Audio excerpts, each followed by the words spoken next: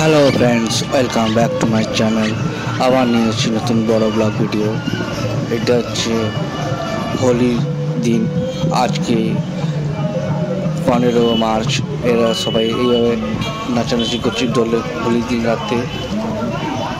এখানে এখানে মা চণ্ডী কলোনি, সেখান থেকে বেরিয়ে ওরা বিসর্জনের জন্য বেরিয়েছে। ওরা চণ্ডী কলোনি থেকে বেরোচ্ছে আস্তে আস্তে করে সবাই। এখানে রাধাকৃষ্ণের পুজো হয়েছিল কালকে, তাই আজকে ওরা ভাসানের জন্য বেরিয়েছে রাধাকৃষ্ণের। খুব সুন্দর লাগছে দেখে, রং বেরঙের লাইট জ্বলে খুব ভালো লাগছে দেখে। এটা প্রতি বছর হয় মা চণ্ডী কলোনিতে। এটা প্রতি বছর করে এটা হোলির জন্য করে, দোলের জন্য করে, দোল পূর্ণিমার জন্য, রাধাকৃষ্ণের দোল পূর্ণিমার জন্য করে এরা প্রতি বছর।